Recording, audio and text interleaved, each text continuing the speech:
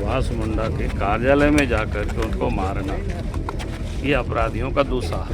थाना का और यार रातू थाना का यहाँ का प्रभारी कहाँ है?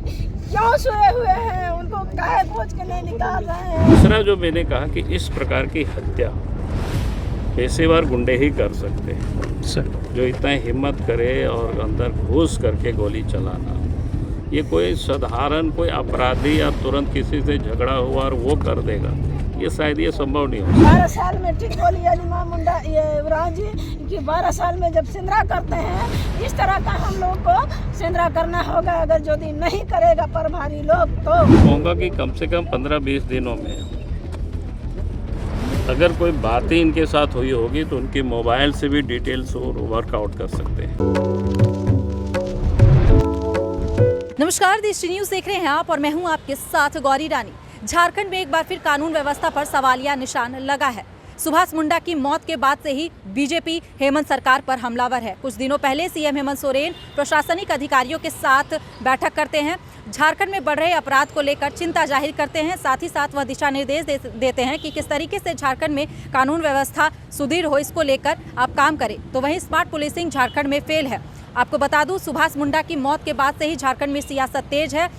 बीजेपी के नए प्रदेश अध्यक्ष बाबूलाल मरांडी ने सीधे तौर पर सीएम हेमंत सोरेन पर और उनकी सरकार पर निशाना साधा है और कहा है कि जिस तरीके की कानून व्यवस्था झारखंड में है, ऐसे में आप अंदाज़ा लगा सकते हैं कि अब आम आदमी का भी बाहर निकलना कितना खतरा भरा है। और इसके साथ ही उन्होंने यह भी कहा है कि सुभाष मुंडा की हत्या से आप कानून व्यवस्था और रांची का हाल जान सकते हैं। सुभाष मुंडा के कार्यालय में जाकर के उनको मारना, ये अपराधियों का दुस्साहस है। तो मैं इतना ही कहूँगा कि इस वक्त राज्य की लॉ एंड ऑर्डर तो कितनी बिगड़ी हुई है, उस पर नहीं कहूँगा कि रांची में कितनी रोज हत्याएँ हो रही, लेकिन ये रुकनी चाहिए। और रुकेगी कैसे? बिना विलम्ब किए अगर उसके आसपास में शिशु भी हो तो उसको भी खंगाल दे। और मैं ये कहूँगा कि कम से कम 15-20 दिनों में अगर कोई बातें इनके साथ हुई होगी तो उनके मोबाइल से भी डिटेल्स वर्कआउट कर सकते हैं लोग, क्योंकि उसमें भी बहुत बड़ी रहस्य मिल जाएगी। और अभी तो हमको लगता है कि जो बातें होती है वो भी सब कुछ ताज़ा मामला है, वो निकल जाएगा और फिर अपराधी के यहाँ तक पुलिस पहुँच जाएगी और तुरंत पुलिस पकड़ सकती है। तीसरा जो मैंने कहा कि इस प्रकार की हत्या पेशेवर गुंडे ही कर सकते हैं सर। जो इतना हिम्मत करे और अंदर घुस करके गोली चलाना, ये कोई साधारण कोई अपराधी या तुरंत किसी से झगड़ा हुआ और वो कर देगा, ये शायद ये संभव नहीं हो सकता है। तो इसलिए हमने कहा कि इन सारे पहलुओं पर सरकार को या पुलिस प्रशासन को तुरंत एक्शन में आना चाहिए और बिना विलम्ब किए, यानी इसको अगर हम कहें तो 48 घंटा 50 घंटा भी इसको अपराधियों को पकड़ लेनी चाहिए। और हमें लगता है कि इस मेथड से जाएगी पुलिस तो निश्चित रूप से पकड़ लेगी, कोई बहुत दिक्कत ही नहीं आएगी। सर पकड़े तो जा रहे हैं लेकिन फिर भी अपराध रुक नहीं रहा है। कुछ कड़ी कार्रवाई की जरूरत मानते हैं? निश्चित रूप से जी। हमने तो बार बार कहा है कि जो दुर्दांत अपराधी है, जो जेलों से भी जहाँ लोग एक्सटॉर्शन करता है, वैसे लोगों को बाहर भेजो।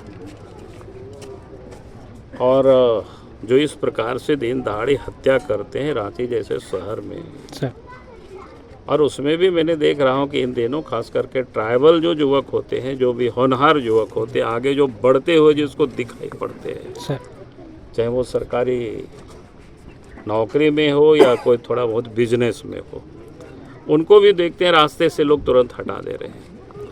तो ये बड़ा गंभीर विषय है।